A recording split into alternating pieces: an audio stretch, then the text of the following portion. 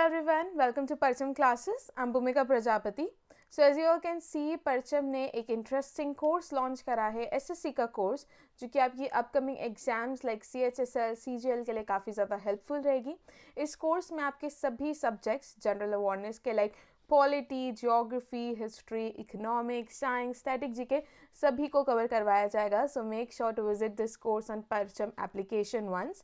The best part of the application is कि आप lecture पढ़ते हुए उसमें कमेंट सेक्शन में अपने डाउट पूछ सकते हैं एंड आप लोगों को लास्ट 3 years के प्रीवियस ईयर क्वेश्चंस की फाइल भी मिलेगी, जो कि आपकी एग्जामिनेशन को और ज़्यादा बूस्ट करेगी. Right, so make sure to visit it once on Parcham application.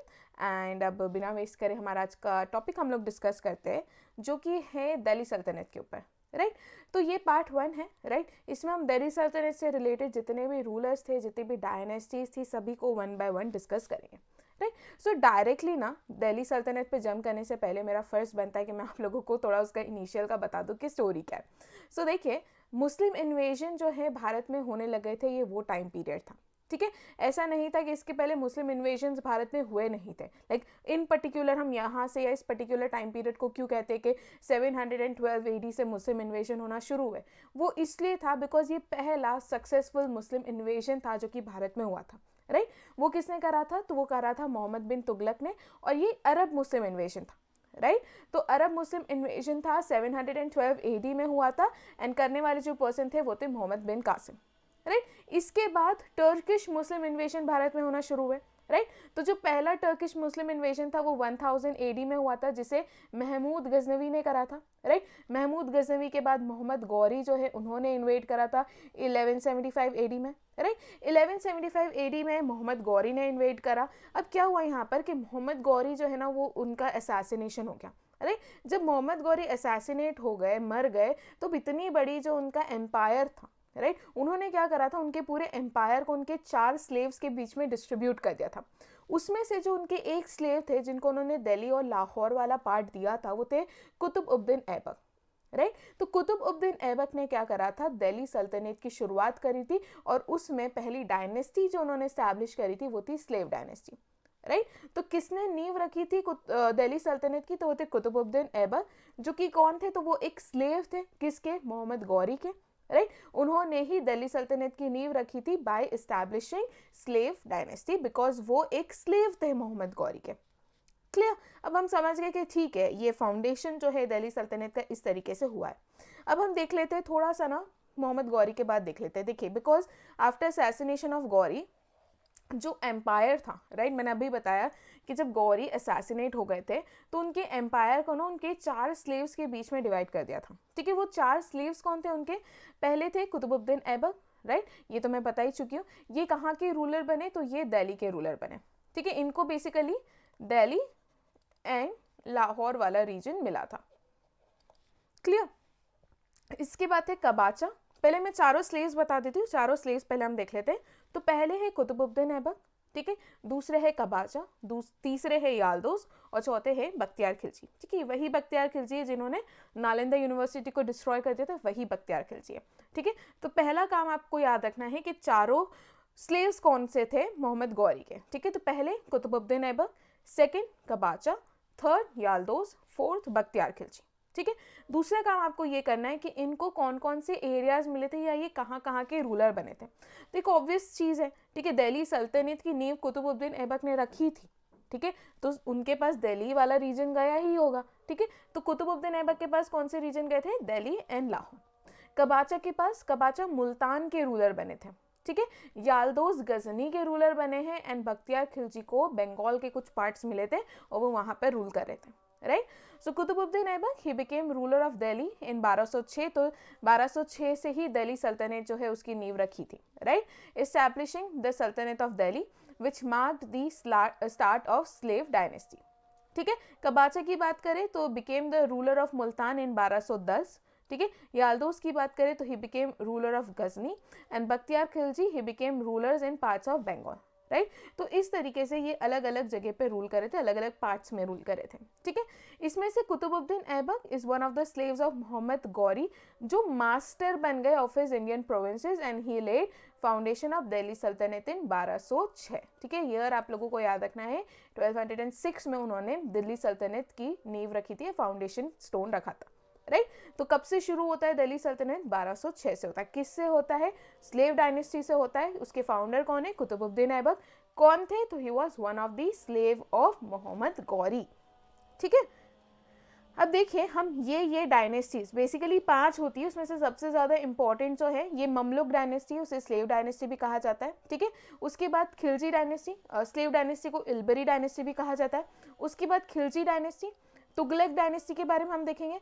Tughlaq dynasty आप अब एरिया बेसिस पे देख रहे हो ना, सबसे ज़्यादा एरिया पे अगर किसी ने रूल करा था, ठीक है, सबसे वास्ट एरिया पे, वास्ट टेरिटरी पे किसी ने रूल करा था तो वो थी तुगलक डायनेस्टी। प्लस सबसे ज़्यादा टाइम के लिए जिसने रूल करा था वो भी थी तुगलक डायनेस्टी ओनली। ठीक है, उसके बाद लोधी डायनेस्टी, क्लियर। एक और डायनेस्टी यहाँ पे सैयद डायनेस्टी, जिसने सबसे छोटी टेरिटरी पे रूल करा था और सबसे कम टाइम के लिए भी रूल करा था, वो थी खिलजी डायनेस्टी। राइट, सो क्या याद रखना है, हम इन 5 डायनेस्टीज के बारे में पढ़ने वाले हैं, Mamluk dynasty, Khilji dynasty, Tughlaq dynasty, Sayyid dynasty and Lodhi dynasty. Right, तो हम 1 बाय 1 इनसे रिलेटेड जितने भी इंपॉर्टेंट चीज़ें होंगी उसे देखेंगे। आज के लेक्चर में हम लोग सिर्फ और सिर्फ स्लेव डायनेस्टी के बारे में डिस्कस करेंगे। क्लियर, सो देखिए थोड़ा सा दिल्ली सल्तनत की स्टार्टिंग के बारे में हम लोग देख लेते हैं। तो इतना नाम मैं बता चुकी हूँ कि मोहम्मद गौरी की डेथ के बाद there were many contenders for throne. ठीक है, हम जानते हैं बहुत सारे स्लेव्स थे, बहुत सारे स्लेव्स हैं। ठीक है, उसमें से one who ascended the throne and जिन्होंने स्लेव डायनेस्टी स्टार्ट करी वो थे कुतुबुद्दीन ऐबक। राइट, उसके अलावा Muslim invasions into India had ultimately resulted in the establishment of Delhi Sultanate which existed from 1206 to 1526 AD। ठीक है, तो कब से कब तक इन्होंने दिल्ली सल्तनत ने रूल करा है? तो 1206 से लेके 1526 तक जो है इन्होंने रूल करा है। क्लियर, तो 5 डिफरेंट डायनेस्टीज हम जानते हैं, slave dynasty, Khilji dynasty, Tughlaq dynasty, Sayyid dynasty, Lodhi dynasty. दे रूल्ड अंडर दिल्ली सल्तनत। यहाँ पर आपको इन सभी के टाइम पीरियड मिल जाएंगे कि किसने कितने टाइम पीरियड तक रूल करा था, बट हम 1 बाय 1 सभी डायनेस्टीज को देखेंगे। बट आज का लेक्चर हमारा सिर्फ स्लेव डायनेस्टी के ऊपर बेस्ड है। क्लियर, सो देखिए यहाँ पर ना आपको एक टाइमलाइन मिल जाएगी। ठीक है, कि कौन कहाँ से बिलोंग करता था। ठीक है, किसके बारे में क्या फैक्ट इंपॉर्टेंट है जो आप लोगों को याद रखना है, वो चीज़ें आप लोग यहाँ पे देख लीजिए। तो पहली चीज़ याद रखना, जो स्टार्टिंग की 3 डायनेस्टीज थी ना दिल्ली सल्तनत की, that is slave dynasty, Khilji dynasty and Tughlaq dynasty, इन लोगों का ये मानना था कि ये लोग टर्किश रेस से बिलोंग करते हैं। ठीक है, तो कौन सी टर्किश रेस की 3 डायनेस्टीज थी? Slave, Khilji and Tughlaq. ठीक है, उसके बाद सैयद डायनेस्टी का ये मानना था कि वो अरब्स थे। ठीक है, प्लस ये लोग ये भी कहते थे कि they are descendant from prophet Mohammad. Right, ये लोग ये प्रोक्लेम करते थे कि उनकी जो डिसेंडेंसी है वो किससे है? तो वो प्रॉफिट मोहम्मद से उनकी डिसेंडेंसी है। ठीक है, तो ये चीज़ याद रखना, वो कौन सी डायनेस्टी थी? सैयद डायनेस्टी। अब पूरे दिल्ली सल्तनत में एक लोधी डायनेस्टी थी जो कि अफगान्स थे, वो थी लोधी डायनेस्टी। राइट, तो ये इंपॉर्टेंट है, छोटे छोटे पॉइंट है बट क्वेश्चंस बनते हैं इनसे। राइट, तो क्या याद रखना है, स्टार्टिंग की 3 dynasties slave, Khilji and Tughlaq, ये क्या थे? टर्किश रेस के थे। राइट, उसके बाद सैयद डायनेस्टी, ये अरब्स खुद को मानते थे, in fact they proclaim that they are descendant from prophet Mohammad. Right, उसके अलावा लोधी डायनेस्टी, लोधी जो है खुद को अफगान्स कहते थे। राइट, अब इसके बाद किसने एक सबसे ज़्यादा समय के लिए रूल करा? किसने बड़ी टेरिटरी पे रूल करा, किसने छोटी टेरिटरी पे रूल करा, किसमें बहुत ज़्यादा सुल्तान थे, किसमें बहुत कम सुल्तान थे, वो चीज़ें भी देख लो। तो देखो एक लौती ऐसी डायनेस्टी थी, ठीक है, जिसमें बहुत सारे सुल्तान हैं जिन्होंने रूल करा था, वो थी स्लेव डायनेस्टी।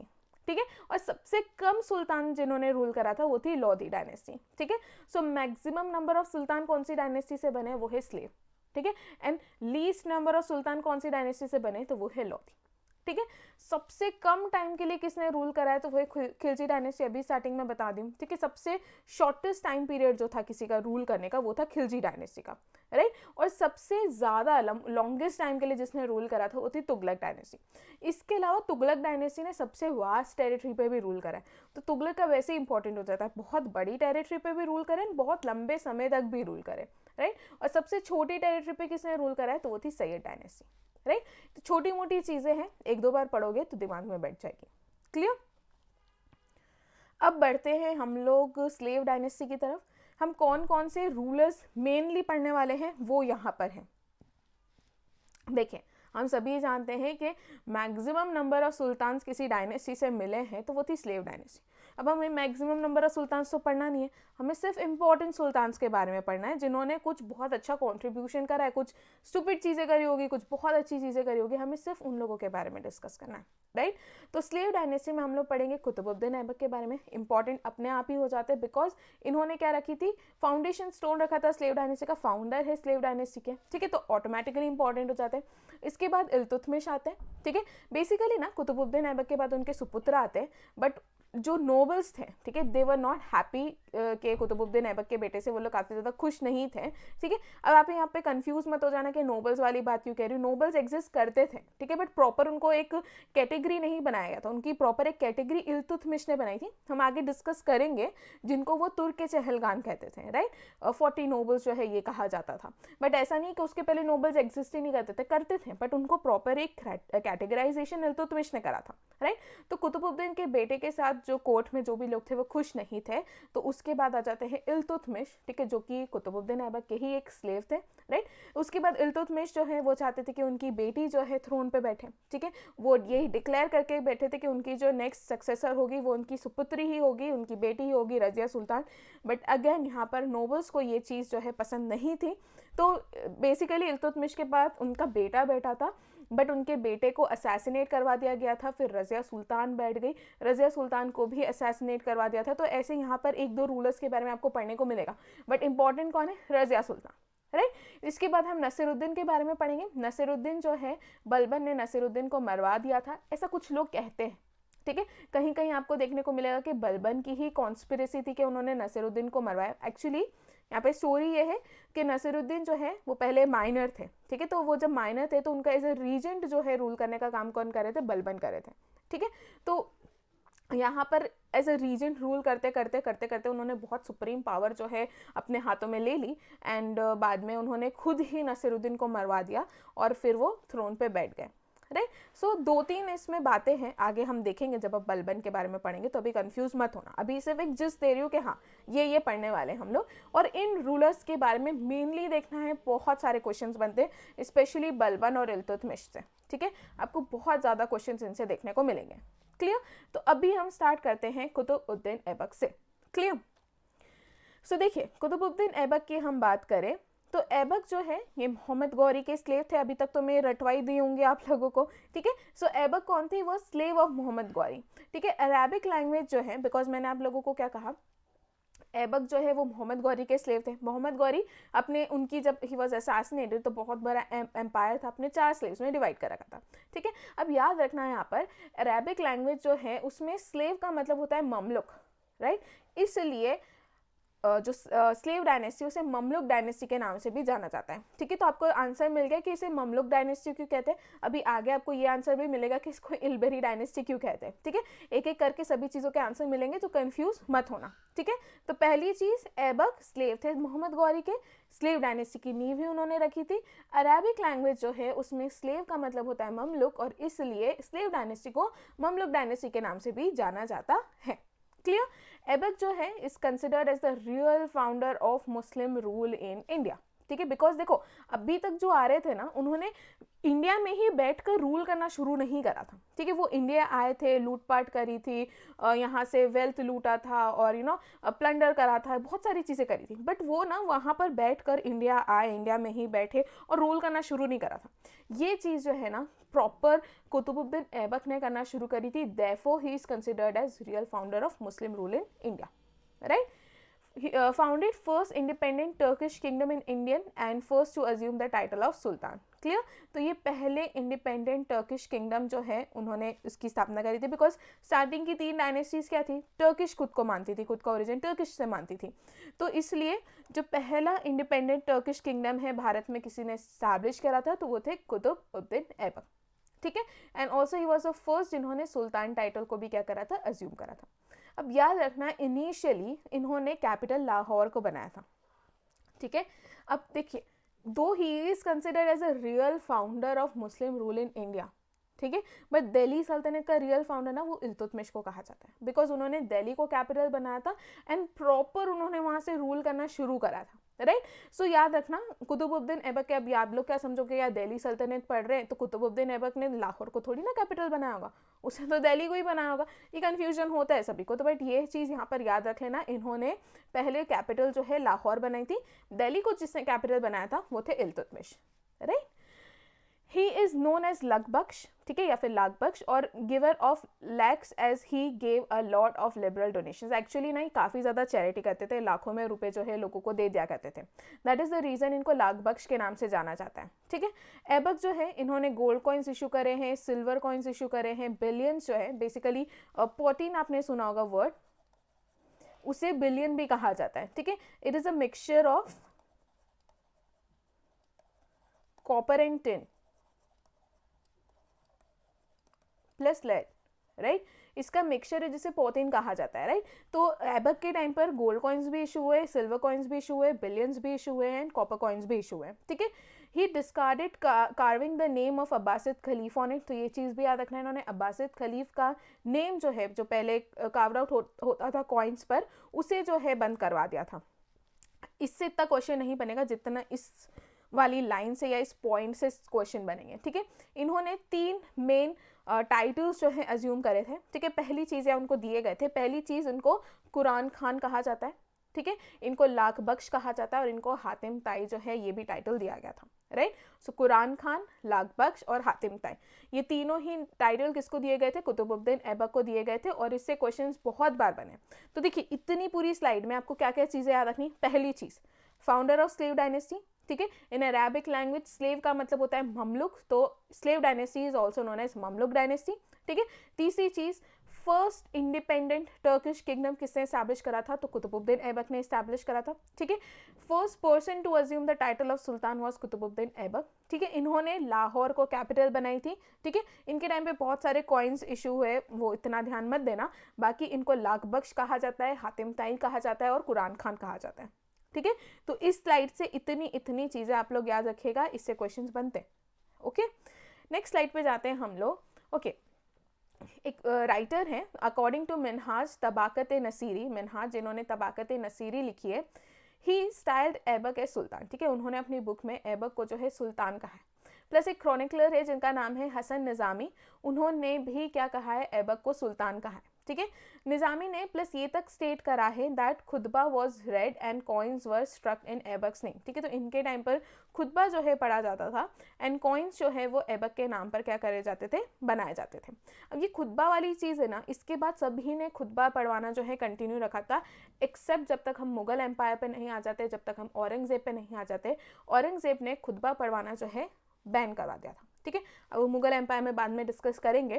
बाकी अभी क्या याद रखना है? देखो पहली तो 2 चीज़ आपको ये याद रखनी है कि मिनहाज ने कौन सी बुक लिखी है, तो उन्होंने लिखी है तबाकत ए नसीरी, ठीक है। उसके बाद एक और क्रॉनिकलर है हसन निज़ामी, इन दोनों ने ही ऐबक को क्या कहा है? सुल्तान कहा है। क्लियर? छोटी सी लाइन है, इसके बारे में याद रखना। अब देख लेते हैं हम आर्ट एंड आर्किटेक्चर से रिलेटेड। पहली चीज़, ऐबक ने 2 मॉस्क्यूज जो है कंस्ट्रक्ट कराए थे। पहला है कुव्वत उल इस्लाम जो कि दिल्ली में है, ठीक है। कुव्वत उल इस्लाम जो कि दिल्ली में है, ये पहला मॉस्क्यू किसने बनवाया था? कुतुबुद्दीन ऐबक ने, ठीक है। दूसरा 2.5 दिन का झोपड़ा अजमेर में बनवाया, लोकेशन के साथ याद रखना, और किसने बनवाया ये भी याद रखना, पूछे जाते हैं एग्जाम में। तो कुव्वत उल इस्लाम दिल्ली में बनवाया है कुतुबुद्दीन ऐबक ने, 2.5 दिन का झोपड़ा अजमेर में बनवाया है किसने? कुतुबुद्दीन ऐबक ने। इसके अलावा सबसे ज़्यादा क्वेश्चन जो पूछा जाता है वो है कुतुब मीनार से रिलेटेड। देखिए कुतुब मीनार का कंस्ट्रक्शन जो है कुतुबुद्दीन ऐबक ने स्टार्ट करा था, राइट, बट इसके कंस्ट्रक्शन को कंप्लीट किसने करा था? तो वो थे इल्तुतमिश, ठीक है। अब ये कुतुब मीनार को नाम जो है कुतुब, ये कहाँ से मिला था? तो बेसिकली एक सूफी सेंट थे जिनका नाम है ख्वाजा कुतुबुद्दीन बख्तियार काकी, इनको डेडिकेट करते हुए उन्होंने कुतुब मीनार का कंस्ट्रक्शन जो है स्टार्ट करा था, ठीक है। सो he started construction of Qutub Minar dedicated to Sufi saint Khwaja Qutubuddin Bakhtiyar काकी, एंड लेटर जो है इस कंस्ट्रक्शन को कंप्लीट इल्तुतमिश ने करा था, ठीक है। He patronize Fakhruddin author of Tarikh e Mubarak Shahi, and Hasan Nizami जिन्होंने तजुल मसीर, ये वही हसन निज़ामी है। तो बुक का नाम दिख गया आप लोगों को, क्या है बुक का नाम? तजुल मसीर, ठीक है। ये किसने लिखी है? हसन निज़ामी ने, जिन्होंने अपनी बुक में इनको दैट इज कुतुबुद्दीन ऐबक को क्या कहा था? सुल्तान, राइट। तो ये फखरुद्दीन जो है उनको पैट्रोनाइज करते थे और हसन निज़ामी को भी पैट्रोनाइज करते थे। फखरुद्दीन ने कौन सी बुक लिखी, तो उन्होंने लिखी है तारीख ए मुबारक शाही, ठीक है। तो क्या लिखी है फखरुद्दीन ने, तारीख ए मुबारक शाही। और हसन निज़ामी ने क्या लिखी, तो उन्होंने तर्जुल मसीर लिखी है। तो 3 बुक है, एक है मिनहाज की बुक जिन्होंने तबाकत नसीरी लिखी है, दूसरी है फखरुद्दीन की बुक जिन्होंने तारीख ए मुबारक शाही लिखी है, तीसरी है हसन निज़ामी जिन्होंने तर्जुल मसीर लिखी है, ठीक है। तीनों बुक्स याद रखना। ये सब जो है ना थोड़ी ऑफिशियल हिस्ट्रीज जो है दिल्ली सल्तनत से रिगार्डिंग प्रोवाइड करते हैं, उनकी इन्फॉर्मेशन देते हैं, उनके कॉन्ट्रीब्यूशन अचीवमेंट ये बुक्स में से ही मिलता है, ठीक है। यही तो सोर्सेज होते हैं जहाँ से इन्फॉर्मेशन मिलती है हमें, क्लियर। सो ऐबक जो है he died suddenly while playing chaugan, ठीक है। ऐबक की डेथ कैसे हुई थी, तो वो हॉर्स पोलो खेल रहे थे बेसिकली। तो पोलो खेलते हुए वो घोड़े पर से गिर गए और इसलिए उनकी डेथ हुई थी। कब हुई थी, 1210 में। तो बेचारे ने रूल करना ही 1206 में शुरू करा था, ठीक है। सो वो ज़्यादा कुछ कर नहीं पाए, इसलिए इतना ज़्यादा इनसे रिलेटेड बातें नहीं बनती। बाकी हाँ, कंस्ट्रक्शन और आर्ट एंड आर्किटेक्चर और थोड़ी बहुत जो टाइटल्स अज्यूम करें, इनसे क्वेश्चंस बनते हैं, ठीक है। इनफैक्ट इससे भी बनता है कि उनकी डेथ कैसे हुई थी, तो चौगन या फिर पोलो खेलते हुए इनकी डेथ हुई थी। नेक्स्ट रूलर इसे सेट कि डायरेक्टली इल्तुतमिश नहीं आ गए थे, ठीक है। पहले कुतुबुद्दीन ऐबक के बाद उनके जो बेटे थे जिनका नाम है आराम शाह, वो आए थे, बट वो काफ़ी ज़्यादा इनकेपेबल थे, इसलिए टर्किश आर्मीज एंड जो नोबल्स उन्होंने बहुत ज़्यादा अपोज करा था। तो ही लास्टेड ओनली फॉर 8 months। और इनके बाद इल्तुतमिश जो कि स्लेव थे और जमाई भी थे कुतुबुद्दीन ऐबक के, उन्होंने रूल करना शुरू करा था, राइट। तो याद रखना कुतुबुद्दीन ऐबक के बाद आराम शाह आए थे, right. Qutbuddin Aibak was succeeded by his son Aram Shah, who was incapable as ruler, ठीक है। He was opposed by Turkish army and his rule lasted for only 8 months, ठीक है। तो उनको टर्किश आर्मीज और जो नोबल्स थे उन्होंने अपोज करा था, इनका रूल सिर्फ 8 month के लिए लास्ट करा था, ठीक है। इसके बाद आ जाते हैं इल्तुतमिश, ठीक है।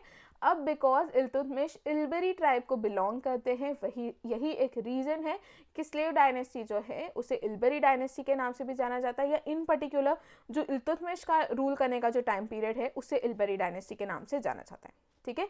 क्यों, बिकॉज इल्तुतमिश इल्बरी ट्राइब को बिलोंग करते थे, राइट। सो 1210 से लेके 1236 तक इल्तुतमिश ने रूल करा है दिल्ली सल्तनत के ऊपर, राइट। अब हम 1 by 1 इनसे रिलेटेड जो भी पॉइंट्स है उसको देख लेते हैं। तो पहली चीज़ यहीं पे ये हो गई कि इल्बरी ट्राइब को बिलोंग करते थे, and that is the reason जो स्लेव डायनेस्टी है उसे इल्बरी डायनेस्टी के नाम से भी जाना जाता है, राइट।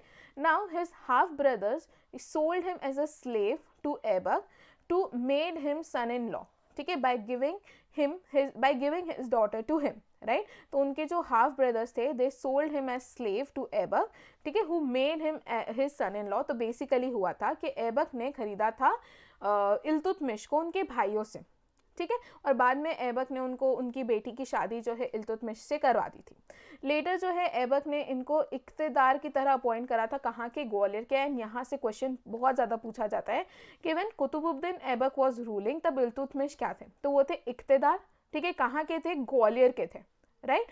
तो याद रखना कि इल्तुतमिश जो है व्हेन ऐबक वाज रूलिंग वो क्या थे, ग्वालियर के इक्तेदार थे, ठीक है। तो Aibak had appointed him as iqtedar of Gwalior, ठीक है। बाद में in 1211 Iltutmish he dethroned Aram Shah and he became the sultan with name of Shamsuddin, ठीक है। ये वाला पॉइंट भी याद रखना, ठीक है। उन्होंने डीथ्रोन कर दिया आराम शाह को एंड वो सुल्तान बन गए with the name of Shamsuddin Iltutmish, ठीक है। So Aibak had appointed him as iqtedar of Gwalior, ठीक है। देखो यहाँ तक ये 2 पॉइंट में आप लोगों को क्या क्या याद रखना है, एक और बार हम लोग रिपीट कर लेते हैं, बहुत सारी चीज़ें हो जाती है। बिकॉज देखिए, पहली चीज़ इल्बरी ट्राइब को बिलोंग करते थे, इसलिए स्लेव डायनेस्टी को इल्बरी डायनेस्टी कहा जाता है। दूसरी, उनके जो भाई थे इल्तुतमिश के भाइयों ने ही इल्तुतमिश को क्या कर दिया था, बेच दिया था ऐबक को, ठीक है। ऐबक ने जब इनको खरीदा तो उन्होंने बाद में उनकी बेटी की शादी जो है इल्तुतमिश से करवा दी, ठीक है। So when Aibak was ruling he appointed Iltutmish, पहले तो स्लेव था, ठीक है, फिर बाद में उन्होंने उसको as iqtedar of Gwalior appoint कर लिया, ठीक है। तो वो क्या थे, इक्तेदार थे ग्वालियर के, राइट। और जब उन्होंने आराम शाह को थ्रोन पे से हटाया, जब इल्तुतमिश थ्रोन पे बैठे तो वो शमसुद्दीन नाम से थ्रोन पे बैठे थे। तो अगर पूरा नाम की बात करें तो इन्हें शमसुद्दीन इल्तुतमिश के नाम से भी जाना जाता है, राइट। इतनी चीज़ें जो है ये 2-3 पॉइंट में याद रखना। इसके बाद Iltutmish was a great statesman. In 1229 he received Mansur, तो इन्हें मंसूर मिला था, जो basically it is a letter of recognition, right, जो कि अब्बासिद खलीफ जो है वो भेजते थे. बेसिकली मंसूर था कि हाँ, Mansur is a letter of recognization, जिसमें उन्हें रिकॉग्नाइज किया जा रहा है कि भैया हम मानते हैं कि तुम एक रूलर हो जो कि भारत को रूल करा है, मतलब कि तुम अब स्लेव नहीं हो, right. We accept and we recognise you as a ruler of India, right. तो ये मंसूर उनको कब मिला था? तो इनको मिला था 1229 में, ठीक है. सो ही रिसीव्ड मंसूर इन 1229, जो कि एक लेटर ऑफ रिकॉग्निशन होता है, जो कि कहाँ से आता है? तो अब्बासिद खलीफ जो है वो भेजते हैं, by which he became the legal sovereign ruler of India. Clear. इन्हें रियल कंसोलिडेटर कहा जाता है टर्किश रूल का in India and also in Delhi. इन्होंने ही कैपिटल को लाहौर से दिल्ली शिफ्ट करा था. तो लाहौर कैपिटल किसने बनाई थी? ऐबर. और दिल्ली को कैपिटल किसने बनाया था? इल्तुतमिश. ठीक है. इनकी जो मंगोल पॉलिसी थी, saved India from attack of Genghis Khan. ठीक है. इन्हीं की मंगोल पॉलिसी ने इंडिया को चंगेज खान के अटैक से जो है बेसिकली बचाया था. तो एक पर्सन था जिसको चंगेज खान जो है चेज कर रहे थे, राइट.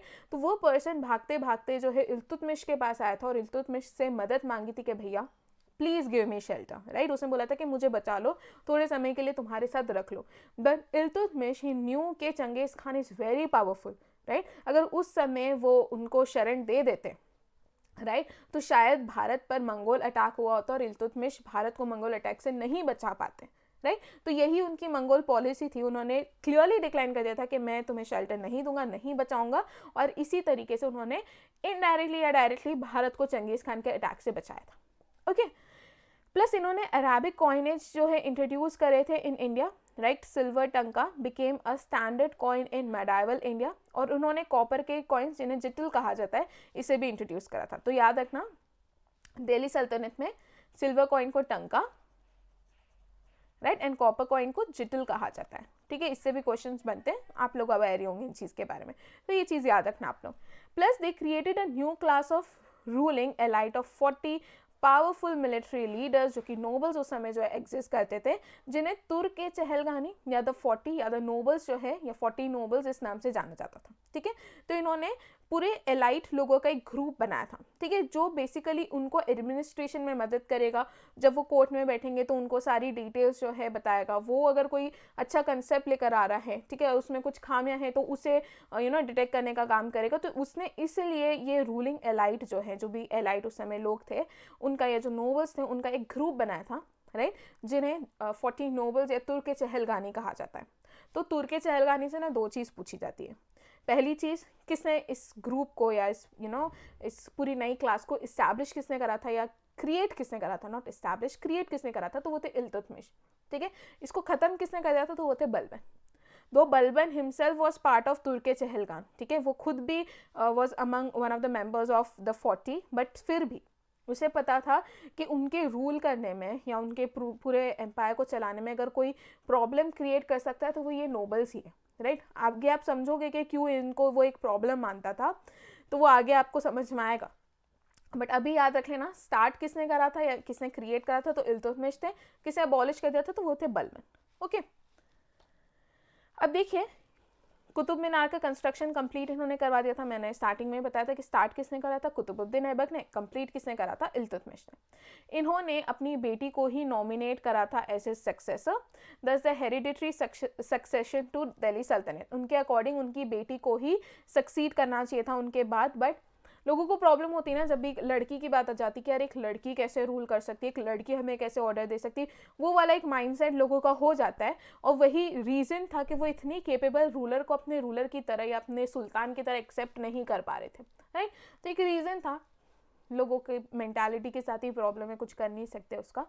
नाउ नोट, ये नोट वो है कि चंगेज़ खान जब अटैक कर रहे थे तो वो किसको चेज़ कर रहे थे, वो वाली चीज़ बता देते. तो देखिए 1220 में द लीडर ऑफ मंगोल, जिनका नाम है तेमुजिन, पॉपुलरली जिनको चंगेज़ खान के नाम से जाना जाता है, he started his March toward central Asia. ठीक है. उन्होंने एक रूलर थे जिनका नाम है जलालुद्दीन बंगाबरनी, ठीक है, उनको डिफीट करा था, जो कि ख्वारिज़्म के रूलर थे, राइट। तो ख्वारिज्म के रूलर थे जिनका नाम था जलालुद्दीन मंगाबरनी। ये बेसिकली उनको डिफीट कर रहे थे और ये ना एस्केप हो गया था वहाँ से समहाउ, तो ये उनको मारना चाहते थे, ठीक है। तो ये चेज में लगे थे जलालुद्दीन मंगाबरनी को पकड़ने के लिए। सो मंगाबरनी जो है he escape from Mongols and he sought asylum, that is shelter मांगने की कोशिश करी थी कि शरण दे दो मुझे from Iltutmish, right. But Iltutmish जो है he refuse to provide him shelter in order to save his empire from the onslaught of Mongols, because हमें पता है कि Mongols use to slaughter people और वो इस चीज़ के बारे में अवेयर था, इसलिए ही क्लियरली डिनाइड, ही रिफ्यूज कि मैं तुम्हें शेल्टर नहीं दूंगा या मैं तुम्हारी मदद नहीं करूंगा, ठीक है। तो ये जो डिप्लोमेटिक पॉलिसी थी ना इल्तुतमिश की, that helped him to save his empire from the wrath of Genghis Khan, right. तो आप लोग बस याद रखना, ख्वारिज्म के रूलर थे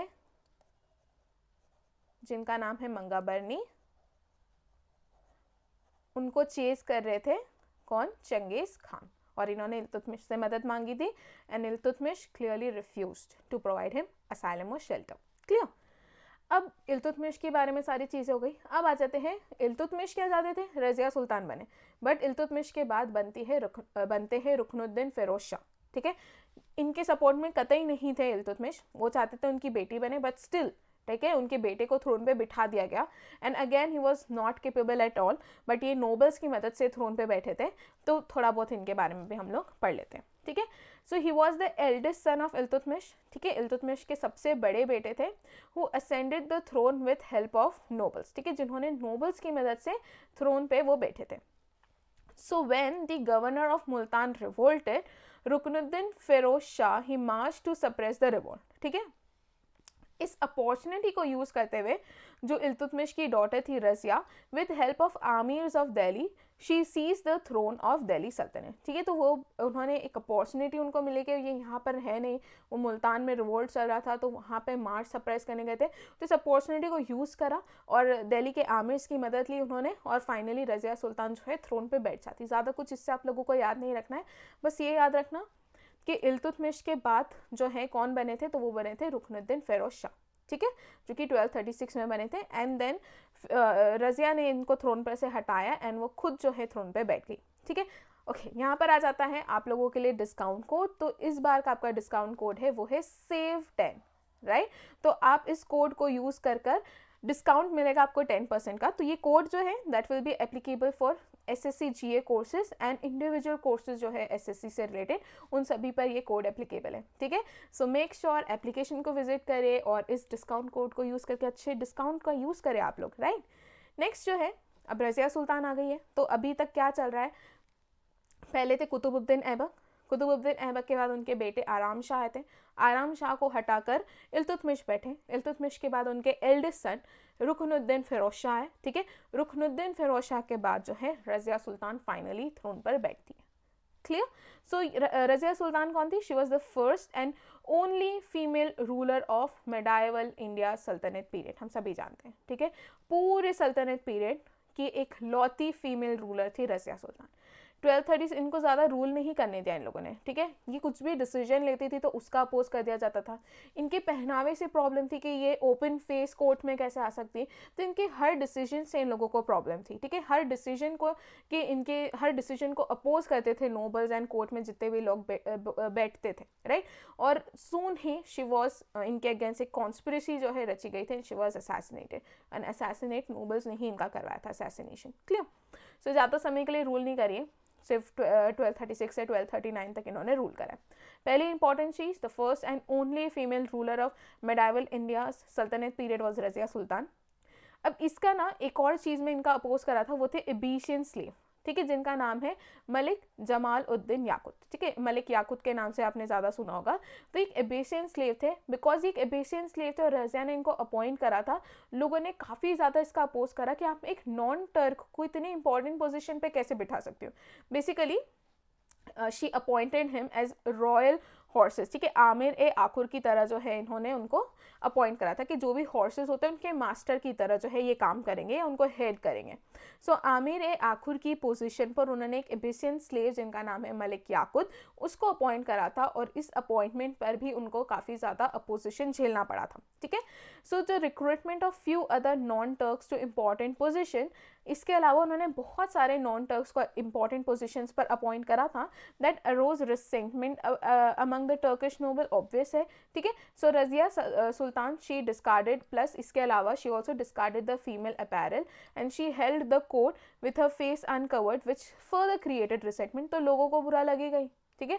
तो वो ये चीज़ करी थी, वो ना एक ट्रेडिशन होता है ना जिसको लोग बिल्कुल अंधा होके फॉलो करती है, वो उन चीज़ों को तोड़ने की कोशिश करी थी, right.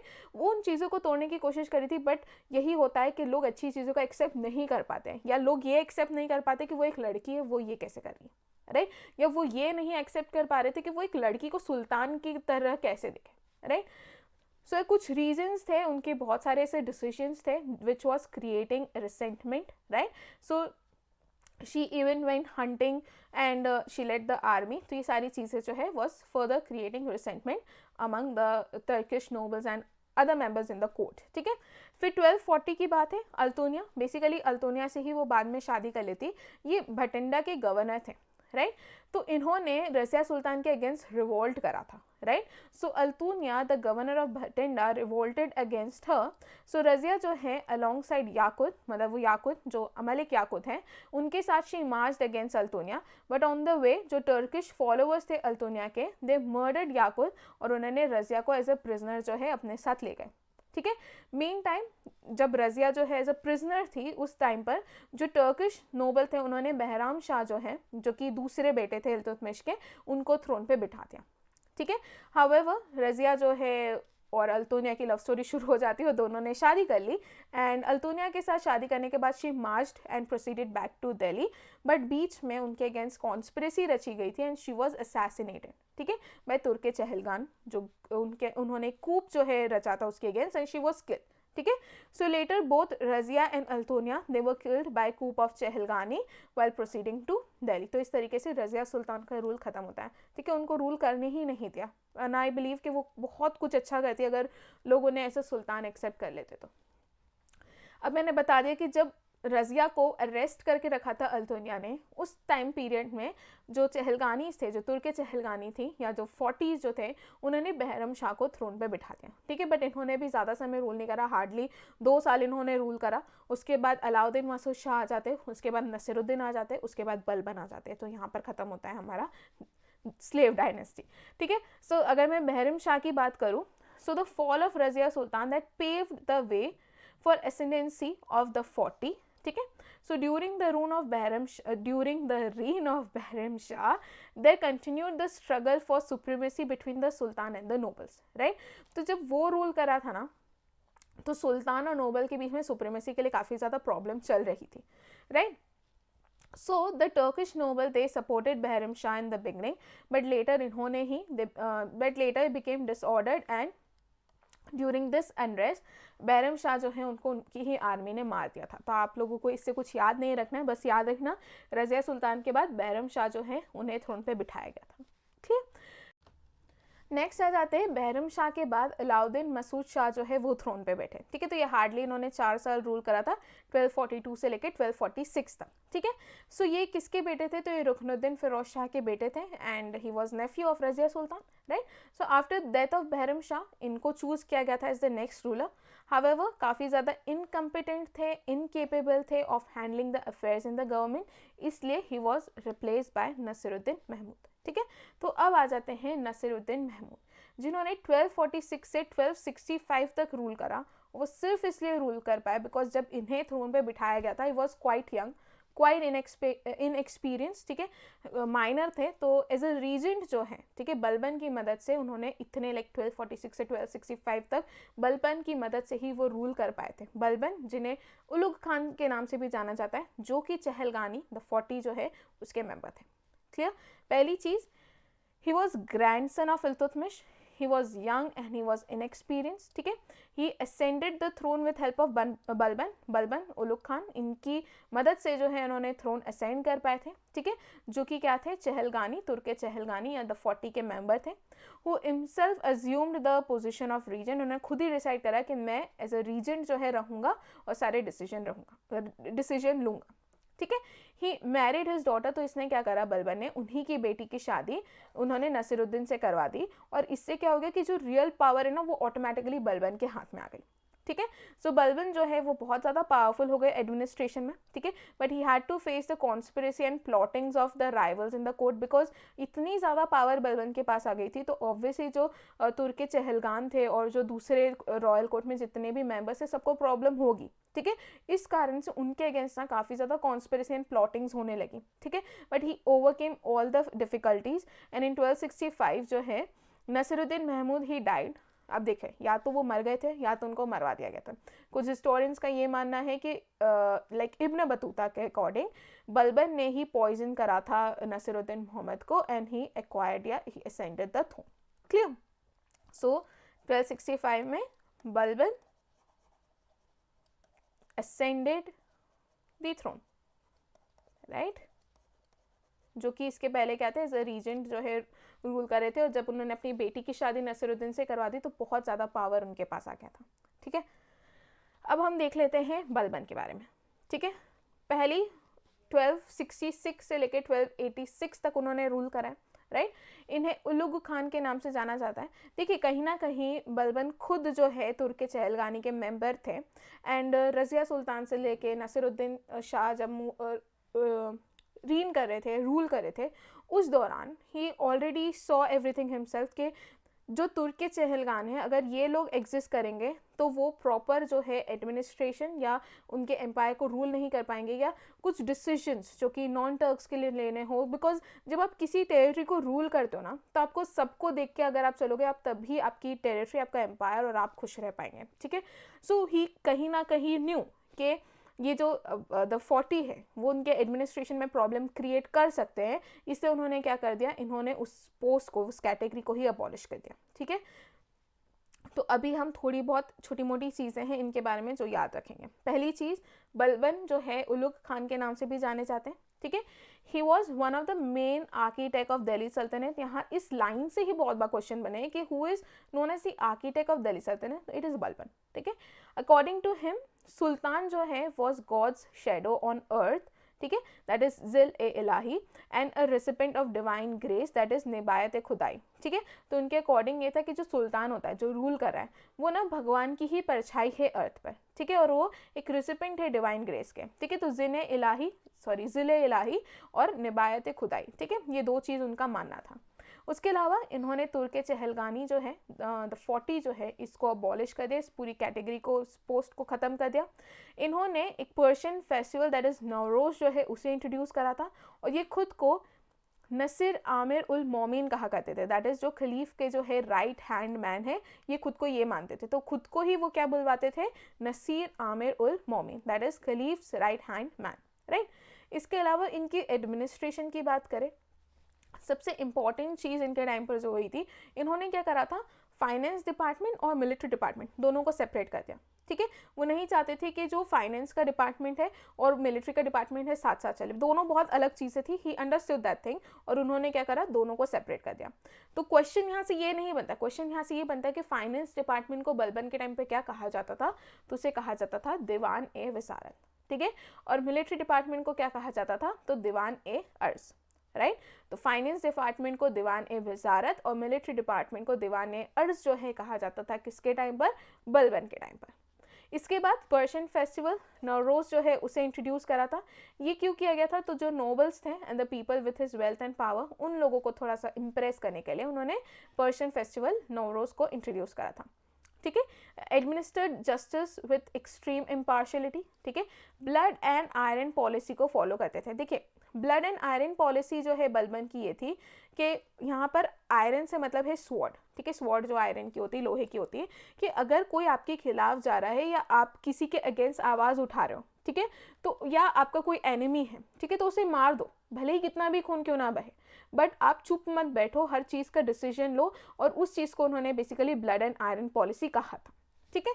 So he followed policy of blood and iron के खून बहेगा चलेगा, ठीक है, बट कोई उनके अगेंस्ट या कोई एनिमी उनका बचना नहीं चाहिए, ठीक है। He excluded non Turks from administration, ठीक है।